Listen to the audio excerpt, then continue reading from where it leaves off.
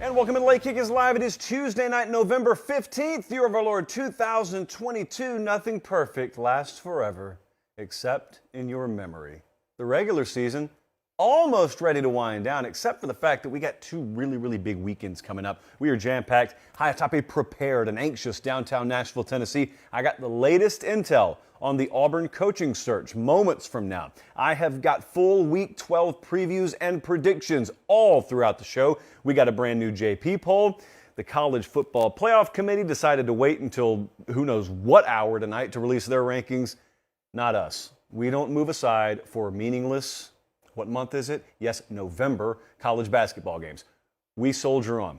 Also, Ramen Noodle Express, I've got like 4 or 5 added best bets tonight. Some lines moved today. I didn't anticipate it, but they did, and so we're going to move on those. Hohenwald, Tennessee is tuned in. Ripley, West Virginia watching us. Wilkes-Barre, or Wilkes-Barre, as they pronounce it where I'm from, is tuned in Pennsylvania. And Atlanta, Georgia. We are less than 1,000 away from 150,000 subs. In fact, let me go get an up-to-date number, and as I'm looking that up, I need to let you know something. This Thursday, so the next show we do is going to be a little bit different because I have no interest in flying to California Friday, so I'm flying out there Thursday night to spend the entire day out there Friday.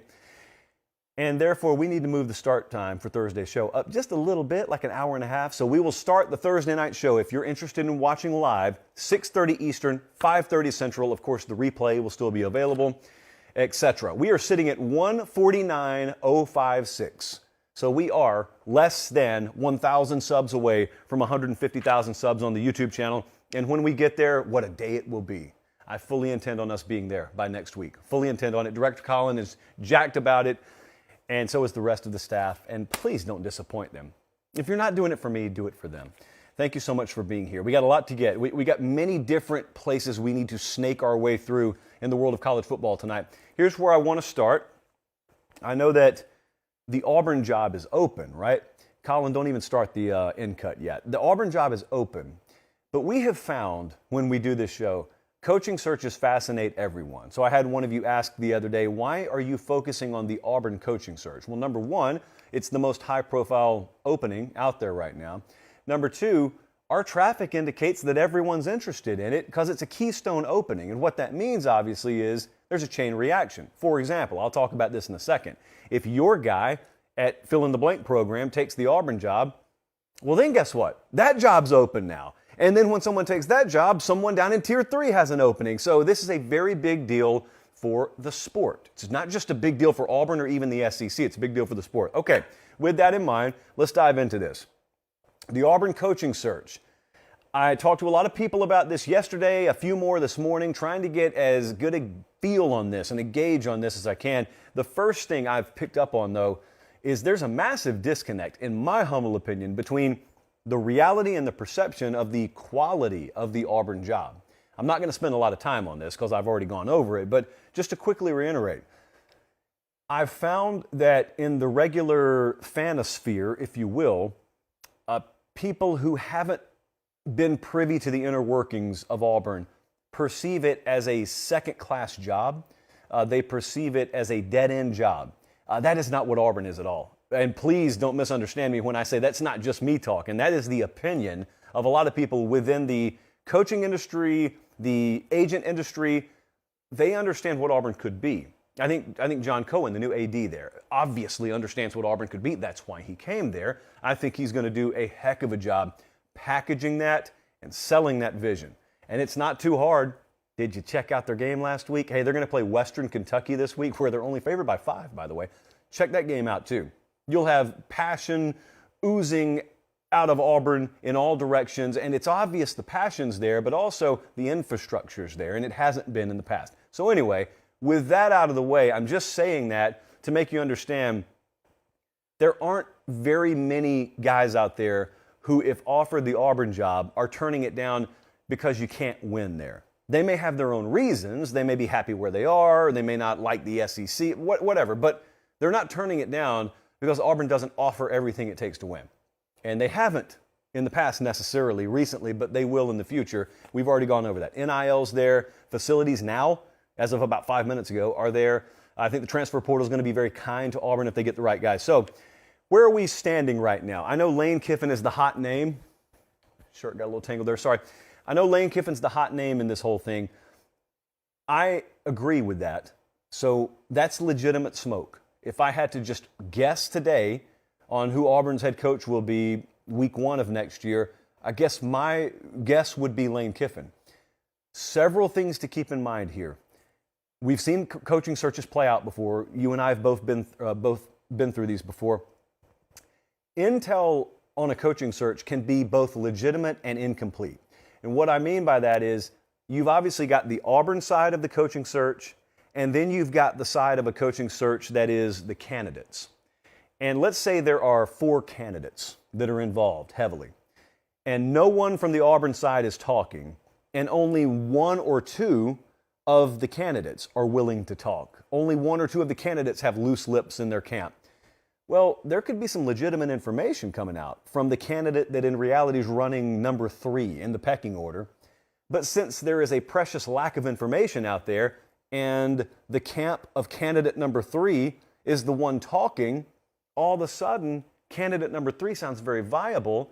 Unbeknownst to everyone, maybe even including those in that camp, that's not the first choice. But you don't know that because no one at Auburn's talking. And I'm speaking generically here. I'm just giving you a little cautionary tale, how these things have played out in the past, and how you know that feeling like I do when you wake up one morning and someone has made a hire and it's not the guy you thought it was going to be. That's one potential reason why you get shocked and misled, and some people are made fools of. That's why I very, very much steer clear of the definitive statement when we're talking about coaching searches. Number 2, candidates do not always know which other candidates are in play. This is a case-by-case basis because sometimes agents are representing multiple candidates that are up for the same job. Jimmy Sexton represents Lane Kiffin. Jimmy Sexton represents about 80% of the sport and candidates that would even vie for this job. So that's not out of the realm of possibility, but case by case, of course, there are some times where I'm up for the job and you're up for the job and we don't even know that the other is in play. Like I said about LSU, no one knew Brian Kelly was up for that job. At least no one who was talking knew that Brian Kelly was up for that job until he got hired. And so you probably had some folks feeling pretty confident about their chances of landing that job right up until they didn't get it. And all of a sudden they say, they hired who? Kelly? And then they call their agent. How come you didn't tell me Kelly was in the mix for this? And the agent says, I didn't know. Or agent probably lies, but the agent probably says, I didn't know. Or we just found out too late. So that's another thing to think about. Number 3, and this is where I'm cautious. Every bit of intel I've gotten suggests that the Lane Kiffin Auburn stuff is real. But there's always a caveat on this. Why are rumors allowed to persist? Kiffin hasn't shot it down. Auburn hasn't shot it down. Ole Miss hasn't shot it down. I've seen this happen before. Again, to be clear, I think it's legitimate and have reason to think that.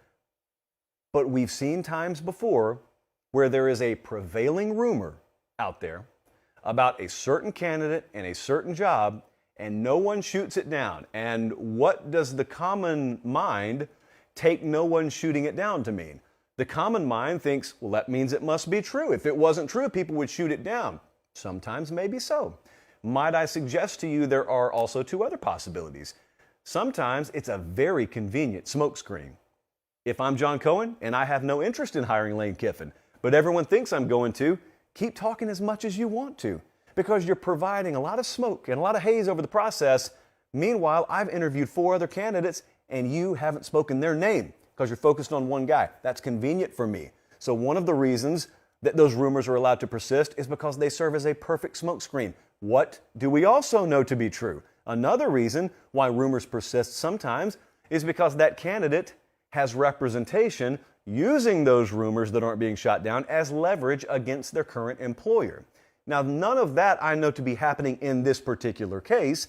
I'm just saying we've seen folks get burned by it in the past. Maybe you've been burned by it in the past. Maybe I've been burned by it in the past thinking I know one thing when in reality it was another thing. So I just want to say, again, I think Kiffin in Auburn is legit. I think he's the leading candidate. I have no reason not to believe that. But I do have every reason to be guarded and careful about this. And the other thing I would encourage you to keep in mind is I know you have a thirst for information every hour, but the reality is there is not new information to be had in coaching searches every hour. So the thirst may be 24/7, no pun intended. The information is not that plentiful. And this is where folks in our industry sometimes end up losing some credibility because you just make stuff up, which is what we're not going to do. But absent some new intel, what do? Well, you just go put your 47th hot board out there, and because you know it would generate some traffic, you just add a couple of names on there. Why? Because your cousin texted you about them a few hours ago. In reality, they're not in play, but oh well, I'm not saying they're going to get hired. I'm just saying they're candidates. Just be careful with that. Just because someone's not giving you new information every 5 minutes doesn't mean they're not plugged in. Actually, it's quite the opposite. If you want to know the hallmark of someone who's pretty plugged in on these things, they don't give you a ton of updates. If the fact is Auburn's going to hire someone after the end of the regular season, what's going to change in the next 48 hours? What's going to change in the next 72 hours? Now, I'll tell you where it gets really interesting, and you will never get a peek behind the curtain on this. And I have been able to get somewhat of a peek, but you're never allowed to tell the stories, which sucks. Maybe one day when someone retires, they'll free us up to tell the stories. But what's the most interesting about coaching searches is when a head coach, via back channels, has agreed in principle to become the head coach somewhere, and they start constructing their staff, also via back channels, that would fascinate you. That would be worth its own Netflix special. Because that, to me, if you were to really see the sausage get made, that would be more intriguing than the process that leads up to the head coach being hired. Because that's pretty straightforward. You can imagine how that happens. I think the process of putting a staff together would be a little more interesting. And then, when you decide on your DFO or director of player personnel, and then those people have to go tell their current employer, sometimes out of the blue, in the heart of recruiting season, hey, I'm out. It's not easy. Those conversations are not easy. Oftentimes, they're also taking other folks with them, and it can be very uncomfortable, as you can imagine. So if it does come down to Ole Miss and Auburn, let's just circle back to this as we wrap this up. If it does come down to Lane Kiffin being the guy, the number one candidate, and hypothetically, it is him looking at an offer from Auburn versus a fresh offer from Ole Miss. One of the things that I've been told consistently over the past month is facilities edge Auburn, and that's not a shock to anyone. Money, edge Auburn. That's not a shock to anyone. If it comes down to either of those things, you're choosing Auburn. There's an edge Auburn has here that hardly anyone I have heard has spoken about, and it comes down to state law. That guy right there wants what any coach wants. He wants the long-term deal. He wants the 10-year, lifetime-changing deal that Jimbo has and that a lot of his peers have. You can't have it in Mississippi. And it's not Ole Miss's fault. It's not Mississippi State's fault. It is state law. Those employees, those state employees, cannot get contracts past, I think it's either 4 or 4.5 years. Now, you can talk all you want to about how, well, there could be special carve-outs and special referendums. Not like they could do legally at Auburn or any of a number of other institutions. Auburn can offer them a 10-year deal tomorrow if they wanted to. Ole Miss cannot do that. And so they're playing the game with one hand tied behind their back already, and there may be a few fingers on the other hand tied behind their back. That matters. I've been consistently told that matters in this whole thing, so just keep an eye on that. I told you folks in Tampa, I told you folks in West Virginia, it's going to be a big weekend for you. And it's not just because you have really good football to watch. Academy Sports and Outdoors, it seems like they open a new store every 5 minutes. If you don't have one, just wait. You will have one. Tampa, got a grand opening coming this week. You know the drill. I'll give you the address Thursday. You know the drill, though.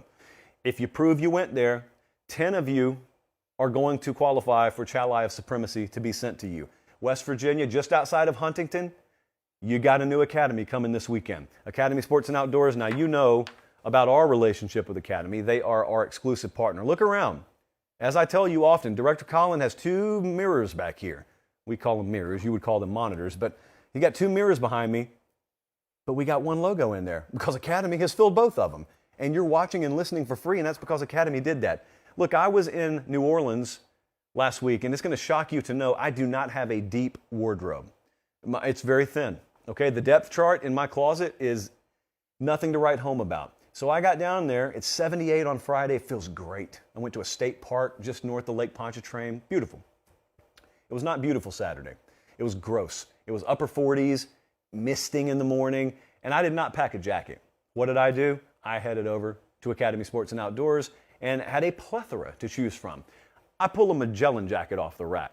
I think I'm going to pay $80 to $100 for it, and it was like 25 bucks. Frankly, I don't know how these people make a profit, but they do. And they're enough in the black where they can partner with us. So all's well that ends well. So Academy Sports and Outdoors, they got your hookup, whatever you need. I don't care if it's workout equipment. I don't care if it's a grill. Whatever. They've got it for you. And you're helping the show in the process. And if you can't get there in person, academy.com is your hookup. All right, let's roll on. They're watching us in Macon, Georgia, Choctaw, Louisiana, Groveland, Florida. We really appreciate you guys. I am going to be at the Rose Bowl this Saturday. Look at the smile on my face. The Every Given Saturday tour is headed to Los Angeles, California, Marina Del Rey to be exact, this Thursday. And then I will just motor my way right up to Pasadena on Saturday for USC versus UCLA. And this thing, and I want you to listen closely, is sold out. We got a sellout at the Rose Bowl. And I saw a report that it's going to be the largest student section that they have ever filled at the Rose Bowl for a UCLA game, like over 16,000 students. That's enough kids to pack most arenas and then some. So good on UCLA. I know it doesn't hurt that you're playing your crosstown rivals. I know you guys will travel well from Southern Cal, but this is going to be really fun. So my impression of the Rose Bowl will be that of a sold-out venue, and that's all I'm going to remember. You show me these pictures of open sections 15 minutes before kickoff, won't mean anything to me. I'll see it sold out. Every Given Saturday tour effect. Don't think we didn't have something to do with that. USC clinches the Pac-12 championship berth with a win. They are in the title game if they win. UCLA, they need to win out, and they need Utah to beat Oregon. That game is going to happen after this game. In fact, it'll start while this game's still going on. I am sensing something. You can tell me if you feel it too. I'm sensing people selling on UCLA a little bit, which is understandable. They just lost to Arizona, right? This is why we always preach, on this show at least, judge performances. Judge teams on that day. Don't judge teams by record. If you were to not watch UCLA Arizona and you just saw the final score, you would say, wow, UCLA lost at home to a sub-500 team, which is all true. I watched the game. Arizona played exceptional football. UCLA did not play a bad brand of football, is what I'm trying to tell you. So I watched it and I said, that's got a lot more to do with Arizona than UCLA. Good for them. It's just a win. That's what it was. It was a really good football game and it was a win. Well, some folks can't leave it at that. And so some folks had to say, they're done. They're not done at all. I mean, they're a 2.5-point dog against USC with a chance to still play for a Pac-12 championship. That's what they are. And so I'm not selling on them at all. They played a very high-level quarterback last week. They will again this week. So let's dive into the matchup a little bit, because what I don't want you to forget, lost in all the noise of UCLA getting upset last week, is USC drummed Colorado. They lost Travis Dye for the season. And he was well on his way to another 1,000-yard rushing season, probably 1,100 or 1,200 if they went to the Pac-12 title game and a Rose Bowl game or a playoff. Who knows? And so they lost him, and I'm looking at Austin Jones now. He's carried the ball 52 times this year. He's averaging over 6 yards per carry. It's just been in a lot more limited action, and they're going to need him. They're going to need him big time, because as you dive into the matchup a little bit here, there's one side of this equation that really heavily leans toward UCLA. You got to dive a little bit, though. So explosive plays in general, I think, will decide this. Sometimes it's third down, sometimes it's turnover, sometimes it's a specific position grouping versus another specific position grouping. I think the explosive play metric is one that is talked about a lot, 20-plus yard game on a play. UCLA, where are they at right now? They're second in the Pac-12 in that category, seventh in college football. USC, first in the Pac-12 in explosive plays per game. They are fifth in FBS. Both of them way up there. So you would think, number one, that screams a lot of points, and it probably does. But as you dig a little bit more into the defensive side of things here, That's where UCLA has a shot now if they play up to their statistical profile against explosive plays.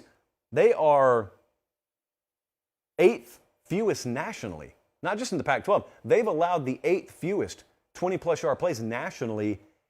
And the thing about leaning on the chunk play is we've seen it a couple times with USC this year. When you can't get it, your offense can grind to a halt. Think about the Oregon State game earlier this year, for example. You turn it on, and it's like, Colin, can you show me USC's schedule? I know it was a low-scoring game. I can't remember exactly how low-scoring, but you turn that thing on, and you think, well, USC's got all this firepower offensively. How in the world are they sitting here, and it's a 17-14 game? Oregon State led that thing 14-10 or 14-7 late. Well, the reason is because you're not getting those chunk plays. And that's how easily your production can fall off a cliff. So if UCLA can just hold up their end of the statistical profile bargain there, that's a big deal. Here's how USC flips the script, even if all that plays out according to plan. And that is obviously turnovers. We haven't spoken about it recently because it's just become a familiar theme with USC. You kind of take it for granted. But they still lead FBS in turnover margin. They're plus 17. So you can do all you want to in the category of limiting explosive plays, and you can record a few yourself. You get down in the red zone, you turn the ball over, USC ends up plus 2, plus 3, doesn't matter. You're still going to lose the game. Let's take a look at what the model thinks. The Vegas number right now is USC minus 2.5. For the record, I think the Trojans were still going to be a slight favorite even if UCLA won last week against Arizona. I don't think it tilted the line all that much. Our model is at a pick. We think with home field factored in for UCLA, and also they're in wounded animal mode now. UCLA is. Got to win this thing. We think that it's a pick. I'm telling you where I'm leaning here, and I made the decision about 5 minutes ago. Somehow I think UCLA is going to find a way to win this game. When you look at the teams they've already played Oregon. They've already played Utah and beat Utah. USC played them and lost. Now one was on the road, one was at home. I think that UCLA group's a tad bit more battle-tested than Southern Cal. I think they're in a more desperate position than Southern Cal. I think they match up well along the lines of scrimmage. And I do like that defense can somewhat limit the big play. Right now, the odds to win the Pac-12 championship, USC is the favorite, but Oregon's right there with them, and Utah's right there with them. So it's basically a three-way tie, plus 200, and then a couple of them at plus 210. And then you fall off a cliff. UCLA's all the way down at plus 1,000. That would move significantly, obviously, if UCLA and Utah both win this Saturday. So it's not that strong of a feel, but I'm going to lean UCLA to win it, and I'll take the points if you want to offer me the points. New JP polls out, or so they tell me, And they normally don't lie to me about this because I have to turn it into them. New JP poll out right before the college football playoff rankings. This is the Week 12 edition, and what we have is a failure to communicate between myself and the model. Because there's one team, and I think you know who I'm talking about, but if you don't, I'll tell you in a second, where I'm just not hearing it from the model anymore. Every other team you're about to see in this poll is exactly where the model says they should be power rated, not ranked, based on who would be favored over who on a neutral field tomorrow. But I'm not having any at Texas. So I'll talk about them when I get there. Let's take a look at 25 through 21. We got some teams that are surging late. So that's the first thing you need to know. Don't punt on all these teams because teams like FSU, for example, they're just powering up the rankings or the ratings. So Minnesota's at 25. They play Iowa this Saturday. Floyd of Rosedale, the Floyd, as he's known around here, is on the line. Wisconsin, pretty much the same place they were last week. They're at 24. Baylor, trending in the wrong direction. They're at 23. Mississippi State, pretty steady at 22. Okay. Now let me tell you what you're looking at with Texas here. Texas has fallen 14 spots to 21. I want to let you know, this ratchet model over here wanted me to put Texas at 9. After another abysmal performance, they wanted me to put Texas at 9. I'm not going to do it. And so instead, that is a manual override, which I never do. I did it with Tennessee at the beginning of the year and shouldn't have because the model was right on Tennessee. I'm doing it with Texas here. I am not putting them in the top 10. I know that FPI still has them in the top 10. Connolly, all the advanced guys, Rob Bowen, they all have them in the top 10. And I know why they have them there because my model has them there. I'm just not going to stand for it. So I put Texas at 21. And I want to stress, I did. The model didn't. I put Texas at 21. Sue me. Let's go top 20. Everything else is according to what the model says. UCF, surging at the right time. I think that loss against East Carolina did them a lot of good earlier this year. Oregon State's still there at 19. Notre Dame's still there at 18. UCLA didn't drop them a lot. I told you. Performance-wise, they played fine. They just caught a red-hot Arizona on every given Saturday, and any given Saturday. Ole Miss is 16. Didn't drop them a whole lot either. And now we enter the top 15. Washington is exploding. Washington, I was surprised the model had them at 27 last week, frankly.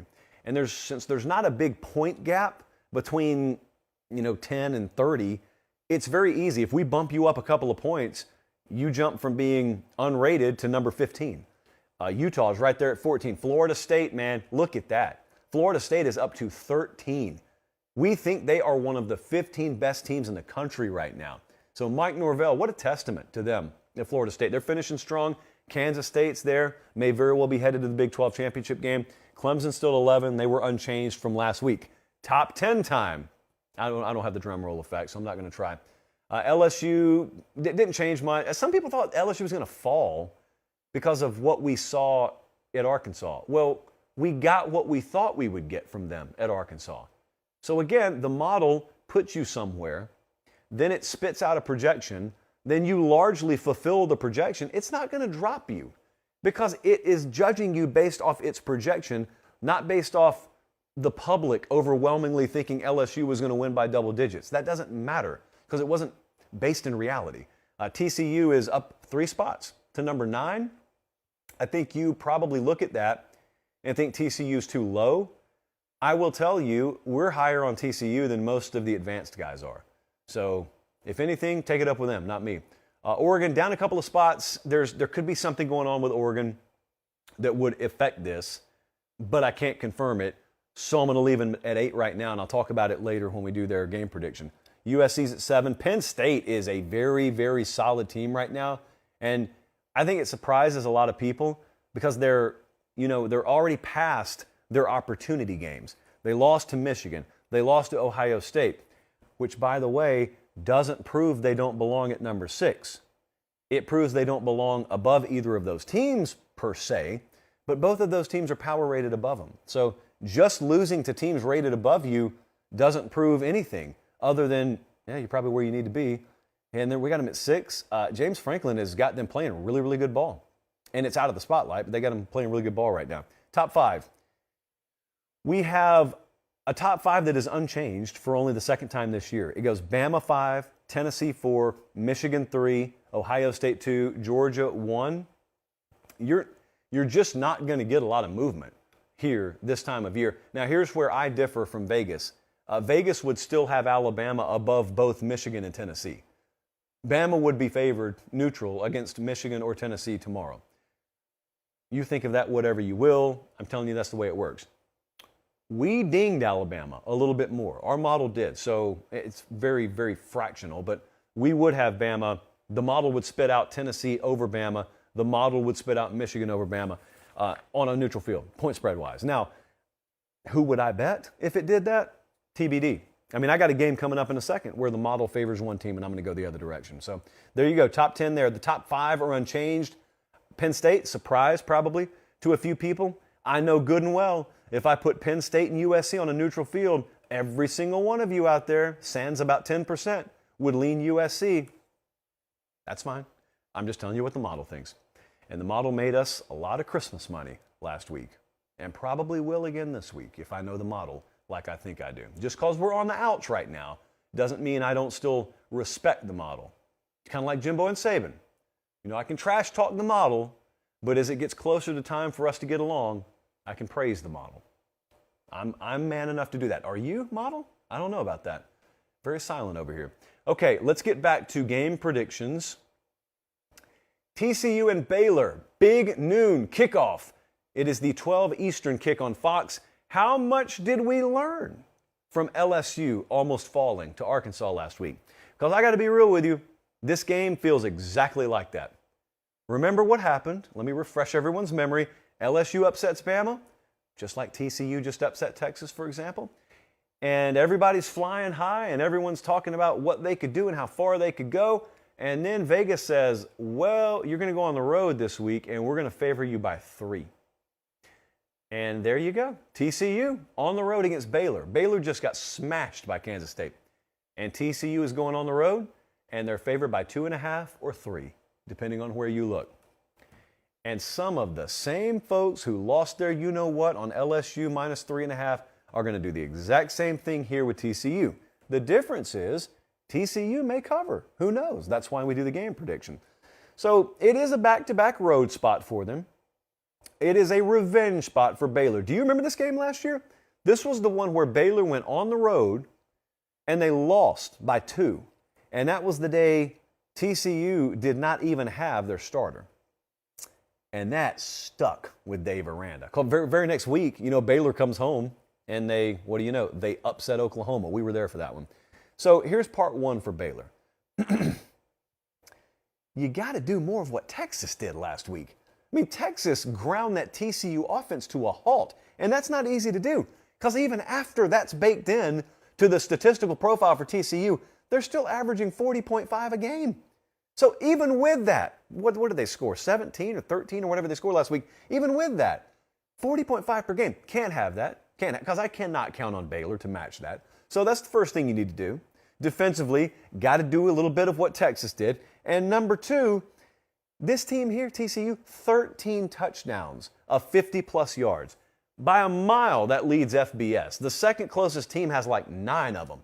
You hear what I said? 13 touchdowns of 50 or more yards, not 20, 50 or more. Quentin Johnson, you're watching him on your screen right now.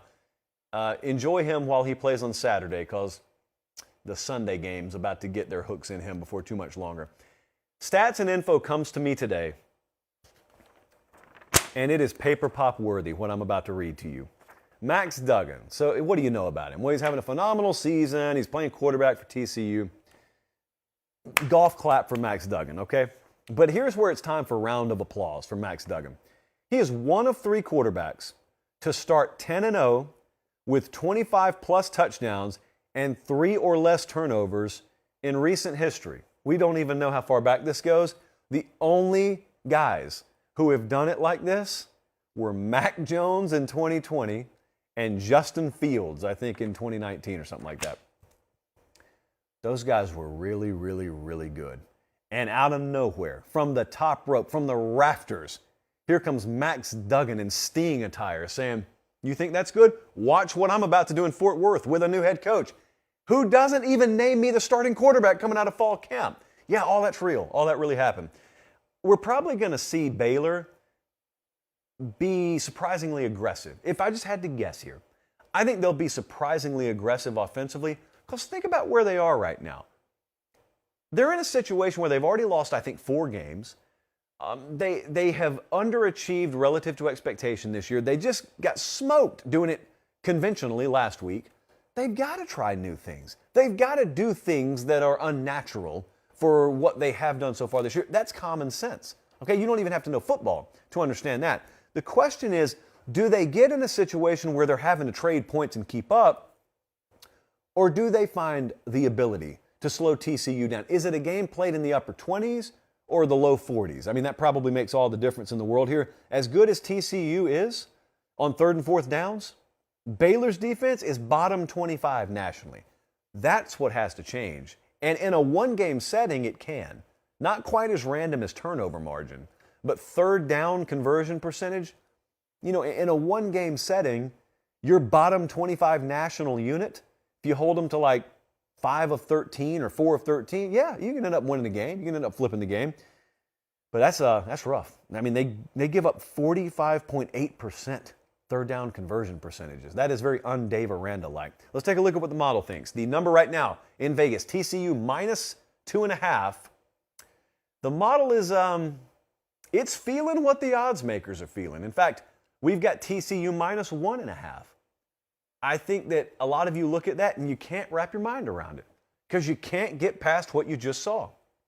And all I can tell you is it is all about regression and progression to the mean. Baylor is not as bad as you saw last week.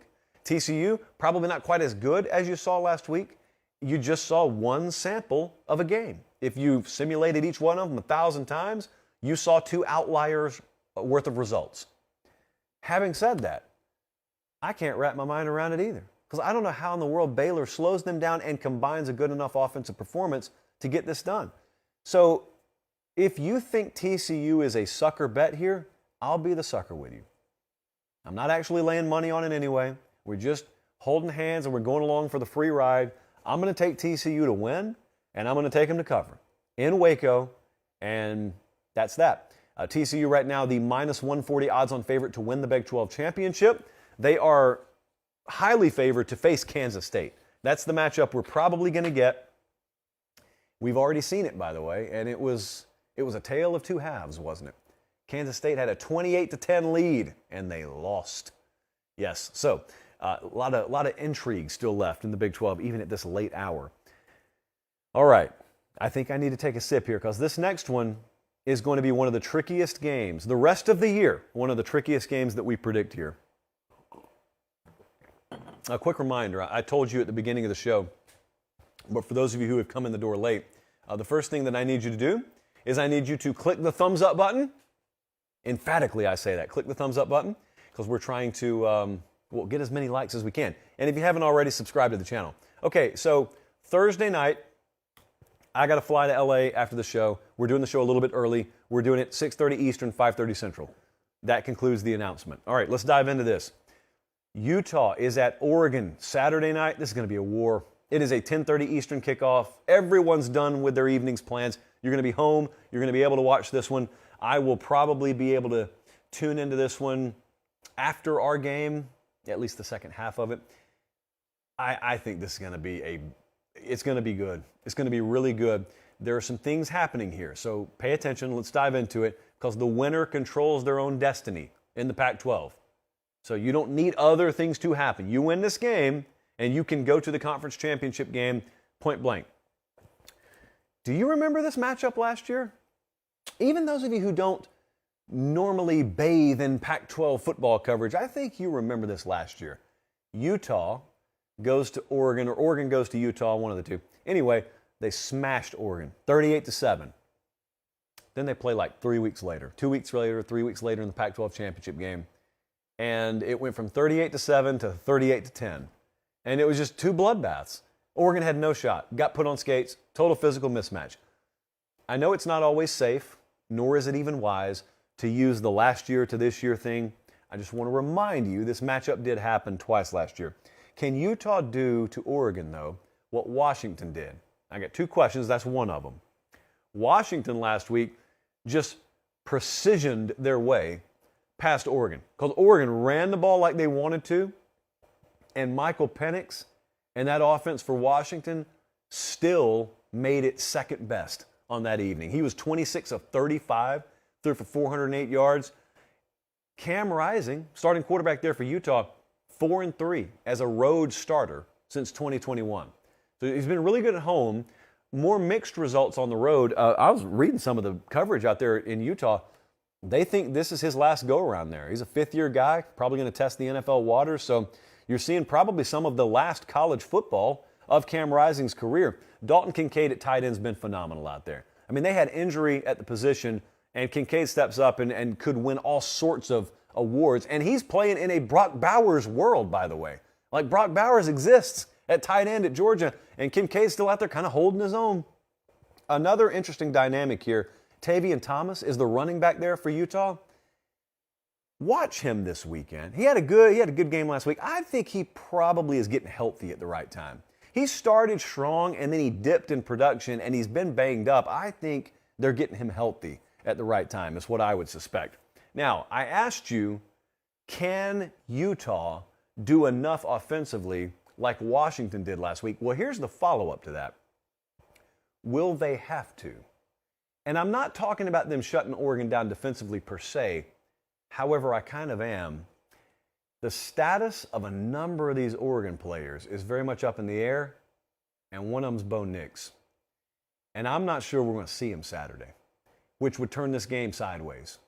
So that's not me confirming anything, but there are some whispers out of Oregon where it's going to be either game time or you may not get to see Bo Nix. And if you don't, I don't like the position that puts Oregon in, obviously.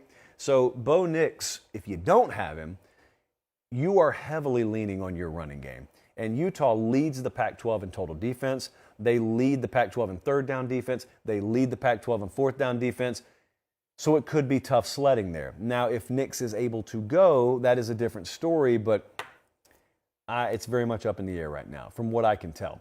So what does the model think about this, Colin? Well, the money line right now is Oregon minus 155, Utah plus 130. The spread is Oregon minus 3. We have, well, that's the wrong capsule. So that sounded a little rude.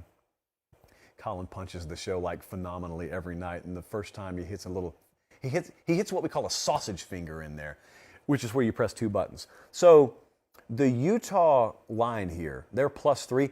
Model has the wrong team favored. Like our model has Utah at minus 1, whereas Vegas has Oregon minus 3. That is without the Bo Nix injury possibility being baked in. So Oregon minus 3 is the Caesars line. We already like Utah minus 1. If I'm considering the possibility that they are either playing with a very limited Bo Nix or without him, I got to roll with Utah. I'm just going to follow the model here. Because if they have him, my point is, if they have him, the model still thinks Utah's got an excellent shot here. If they don't, I, along with the model, think they have an excellent shot. So I'm going to somewhat blindly roll with Utah to win the game outright. And right now, the odds to win the Pac-12 championship, as I told you a few minutes ago, it's dead even. There are 3 teams there, USC, Oregon, and Utah, and they're kind of all sitting there with pretty much equal shots, and UCLA's a little ways back. But keep an eye on that Bo Nix situation. I mean, that's huge. That's a really, really big deal out there. We had a couple of questions that were submitted. Let me make sure I have both of them here. Yeah, I got both of them. So I'm going to do a couple of questions, and then I got 1, 2, 3. I got 4 added best bets for you tonight. I can assure you everyone's going to have an opinion on these questions. They're loaded, very loaded questions. Okay, first up, let's go to the state of Texas. David wants to know, how will Texas and Texas A&M get back on track with Jimbo and Sark in charge? So I've been asked this a fair amount lately. I've been asked about what the futures of these programs look like with these guys in charge. And every time they lose, it's familiar. It's a familiar refrain. I got to be clear with you. I don't think that these are comparable situations. Broad strokes, yeah, they've both underachieved relative to expectation. But only Texas A&M, to me, has disastrously underachieved this year. Like Texas, to me, Sark's getting a lot of heat because you don't want to blame the mirror. Like they went 5-7 last year. Right now they're tracking, well, they're already better than that. And so they will finish better than that. So Steve Sarkisian is guaranteed now to have a better season this year than they did last year. Where he's getting heat is, yeah, they've had some ugly showings. I don't deny that. But he's getting heat because a lot of folks picked him to win the Big 12. A lot of folks were just higher on him. I have famously feuded with the JP poll because our model has been sky high on Texas. But the thing about it is, they go to Kansas this week. They got Baylor next week. If they even win one of those games, much less 2 of them, they're either 7-5 or 8-4. You're talking about a 2 or a 3 game improvement from last year. That is, while it may not be what you wanted in year 2, that is not failure. That is not disastrous failure. Texas A&M is horrific this year. They are awful. They are not even close to bowl consideration. UConn, Jim Mora Jr., those folks are going to a bowl, and A&M's going to sit at home and watch them. It's gross. And so you've got one situation where the tires are flat, and you got another situation where the tires aren't there. Where are the tires? It's sitting on cinder blocks. It's apples and bowling balls. It's totally different situations. To me, I look at Texas, and I think they are tweaks away. They are adjustments away. A&M has got to strip the thing down and start from scratch. I don't mean the program, by the way. I mean the philosophy. They've just got to overhaul philosophically And so that is where the future focus is. Not too far down the road either. Like, think about where we are. Right now, it's November 15th. They got 2 games left. They've got, I think, UMass and they got LSU, and that's it. There's no bowl game. So their version of the offseason starts in 2 weeks, less than 14 days from now. If he's making changes, they're going to come pretty quick. And so what changes are we talking about? I got a little tidbit for you, actually, when it comes to A&M. It has nothing to do with the football program. It has everything to do with our show in College Station. I'll tell you in a second. So everybody in College Station has convinced themselves, partially out of hope, that Jimbo Fisher knows what needs to happen. I've spoken to some folks close to the program recently, and that's exactly what they say. Bro, Jimbo knows, like he knows what needs to happen. And look, I hope that's true, because what you're talking about is hiring an offensive coordinator. To be clear, everyone out there who's unclear on that, the hope and the belief is, okay, it's a disaster this year. That is going to prompt Jimbo to hire an offensive coordinator and delegate control, play calling, whatever the case may be, and be more of a CEO. I think that would be an excellent move. I think it is a necessary, mandatory move. But when I say mandatory and necessary, I mean for them to be good. I don't mean it's necessary or else Jimbo's gone, because he gets that buyout no matter what. He could go knock off a convenience store in broad daylight. You're still giving him that buyout. There is no clause. Like there's no, well, he didn't try hard enough. Nope. That's the deal you agreed on. And so it's not mandatory for him to change a thing. But he has to if he wants to win. Now, the simple question that will remain unanswered for at least a couple more weeks is, does he scratch that? He knows it. Does he feel it? Because no one looks at the production out there and says, yep, this is good enough. Not even Jimbo. Has he convinced himself that it's a lot more on him than just lack of player execution? Or does he really still believe, no, the plays are there to be had. Our guys just aren't executing enough. And what I say in response to that is Tennessee doesn't execute perfectly every week either. They still hang 45 or 50. I guarantee you when Josh Heupel and his staff go into film sessions on Sunday, they do not grade their offensive performance at 100%. They do not put green all over that sheet. There's a lot of red. There are a lot of correctables. They're scoring 45 and 50 in the process of being imperfect. Jimbo's struggling in the top 20, and he's sitting there saying, we have to be perfect just to be better than this. It doesn't work. It's a non-starter. So I can't answer anything because I don't know where he's going to go. But with Sark, I was over on Horns 24/7 earlier today, and there's a pretty deep thread over there asking whether Sark needs to hire an OC. No, he doesn't need to hire an OC. You got one of the best to me in the country. My mind doesn't change on that just because they struggled against TCU, or you got a couple of examples this year of games where they didn't hang a huge crooked number. I still think the world of the guy as a play caller. Philosophically, I love his offense. I don't think we've seen the full version of it because they're not at quarterback what they need to be, candidly. Now, is that on them? Sure. Is it on Quinn Ewers to a degree? Sure. Is he a first-year starter? Yeah, that's also true. So it may just be that they're a lot better next year. I'm selling next year with Texas already, by the way. But I don't view these as the same. But I will tell you this, 2023, one way or the other, is going to be a show-me year for a lot of big-time coaches out there, and we're talking about 2 of them. I can make the case for Jimbo. Make the staff changes, we're good in 2023. I can make the case for Sark.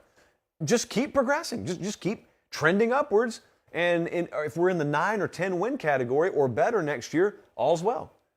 What I can't do for either of these guys is settle for another 5 or 6 win season. Just split the difference. That's kind of where they are right now. I can't sell that in 2023. I can't. There's too much on the line. Texas is about to head to the SEC. A&M's already in the thick of it, and they're the worst team in the SEC this year. Worst. There is no record worse than that. I can't sell subpar performance in 2023 and then try and sell you 2024. I can't do that. So I don't even want to get that far down the road. As for the tidbit, Colin, so that's the end of the segment. Colin, cut. Boom. Okay. I'm telling him, basically, we edit this and post, and you see the individual videos on YouTube, but not everything that we say on the show goes in the individual videos. There are some things that you just have to watch the live show to get. Like this, for example. I think most of you pretty well know that we're going to go to the Ohio State-Michigan game for the Every Given Saturday Tour regular season finale. I think that's pretty well decided, so that's not shocking anyone. With that in mind, you also know Thanksgiving is next week. You probably also know we have partnered with Vrbo for some obligations this year, and one of those is coming up next week. You didn't know that. The travel schedule is about to be the most hellacious thing you have ever heard and you have ever seen us go through here. We love it, but let me lay out for you what's about to happen. I fly to LA Thursday. We got USC, UCLA. I red-eye back here Saturday night, 11:59 takeoff from LAX, by the way. And we're in Nashville the next morning to do the Sunday night show. The Monday, the next morning, I fly to Houston because we're going to be down there for 2 days filming some things for Vrbo. I'm going to be in College Station Tuesday, and we are going to do Late Kick live from the Texags studio. Called up our buddies over there. Billy, we need the studio. All right, I'll take care of it, man. I got it.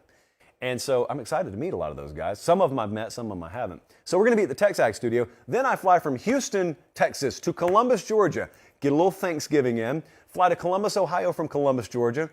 Hoops Amongst Us has done the Columbus route, by the way. Do that Friday morning to go to Ohio State, Michigan. Fly back to Nashville that night for the Sunday show, and then head down to Atlanta because we'll be doing SEC Championship Week coverage from there. When do you sleep? I don't know. Do we eat anything other than fast food? I don't know. Do you find a gym? Probably not. But that's the next week or two. So anyway, I said all that to tell you we're doing the Tuesday show from College Station next week. And I happen to know that Texags is located right across the street from Kyle Field. So open invitation, you know, if Jimbo Fisher, who we have a storied track record with on this program, if he feels like coming on the show, it's a short walk. Come on over.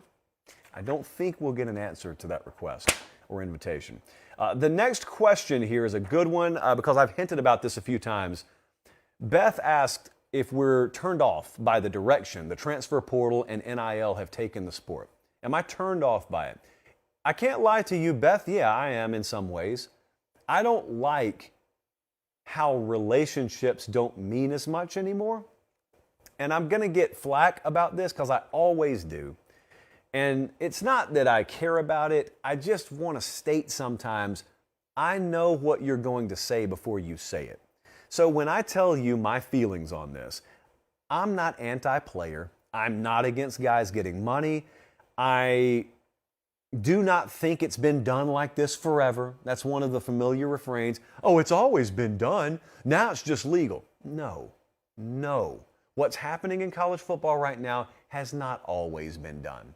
And what you're about to see after this regular season, when a large swath of this sport simultaneously enters the portal, you will no longer be able to look at me and say, oh, it always happened. Now, you want to tell me cash changed hands from time to time? You want to tell me money sometimes influenced a kid's decision? And you want to tell me that it was done illegally? I'm a realist. I understand. I probably know more stories than you do about that. Nothing on par with the current state of this sport had always happened. Not even remotely in the same galaxy of what's happening right now has always happened. So you can save that. And no, while I'm on this subject, coaches don't get away with doing the same thing. Coaches do not move every year penalty-free. Coaches have contracts. The fact is most of them don't move every year. And if they do, there's a penalty to be paid. There is what is called a buyout in a contract. Okay, so they are locked into a school, and if they want to go somewhere else, someone is going to pay that school because a buyout has to be paid. Players aren't under that kind of structure. The response to that is, yeah, they're not employees. Well, I think there's coming a day where we probably find a little happy middle ground there, but that's down the road. I just wanted to acknowledge, before you even go down those roads, before you even start white knighting for what you don't even understand, I already know. I can make your argument for you better than you can, and then silence it. So save me on that. Let's move on. No, I don't necessarily love it, Beth. I'm not a huge fan of what's happening with the portal. I'm not a huge fan of knowing that as soon as we end this regular season, thousands, I am not hyperbolic there, by the way, thousands of players are about to be in the transfer portal. And a lot of them are not moving for what I personally would call the right reasons. Everybody can have their own reasons. Kids are totally free. It's their life. It's not my life. But when I said the relationship aspect, it used to be, not too long ago, that recruiting and development went hand in hand with the relationship aspect between coaching staff, coach, and not only player, but family. In an ideal world, that's the way the structure worked. And that's really out the window. It is very much a bottom line, here's what I can get elsewhere. Can you offer me that? If you can't, I'm gone. And the thing about it is what is attracting you to another location has nothing to do with relationships at all. I'm not bemoaning this from a dollars and cents standpoint. I told you the other day, I'm not under an illusion here. I know that this is the peak earnings period for most of these kids in their life. They are in a position right now, because most of them won't play pro football. So most of them are in a position right now that they'll never be the rest of their life. Because fact of the matter is, it's really hard to elevate yourself in any society to where you warrant six-figure or maybe seven-figure consideration. It's just hard to do. There are not very many jobs out there that pay that. And it's hard to get you one of them. And so you got one right now. They don't call it a job, but it's a job. And if you want to go make as much as you can, I understand it. I don't ever blame kids, because the kids are not the one who made the structure. Not bending on revenue sharing 10, 15 years ago is what made this, truth be told. But I think ultimately, whether it's the transfer portal or whether it's NIL, ultimately, if you want anything fixed, if you want things reined in, as I've told you before, Beth, and I'll say it again, this is not falling on the NCAA. They're powerless anyway to stop this, but it's not falling on the NCAA. If this ever is reined in and there's more structure inserted, I've told you two things I think have to happen. Number one, conferences have to step up and understand they've got more authority than the NCAA ever has in this matter. And number two, and this is just the way I see it, there is no world where you're entering into these multi-billion-dollar media rights deals and going to convince anyone players don't deserve a chunk of that. In the world we're in now especially, like if you want structure, if you want guys to agree to a minimum of 2 years or whatnot, in other words, if you don't want it to be the Wild Wild West, you can't have that massive bag of cash over here that you're making because of them playing on Saturday and say, no, that's ours. Well, okay. Then what they're going to say come transfer portal season is, I'm going to go get mine. If you're not going to give me some of yours, I'm going to go get mine. So if you want a little trade-off, in another world this will be called collective bargaining. We can't use that term for obvious reasons, but there is coming a day, I believe, where conferences face the reality that we got all of this excess over here in the way of media rights money. Revenue sharing would probably solve a lot of this, because you can guarantee a kid more through revenue sharing than 95% of them could ever hope to attain through NIL. The Bryce Youngs, the CJ Strouds, those are aliens, those are different. But 95+% of rosters are kids that right now could be enticed by 10 or 15 grand. And if you distribute that media rights revenue properly, 10 or 15 grand is no longer going to be enough to allure a kid, because they're getting more than that just because of the conference they play in. That is your answer. If you really want to rein it in and you really want kids to work together with you, work together with them. I don't speak as if this is utopian, but it is realistic. And you didn't go down this road 10 or 15 years ago when you had the opportunity. And so here you are. You held on to every penny. Instead of giving up a little bit, you were penny wise and pound foolish.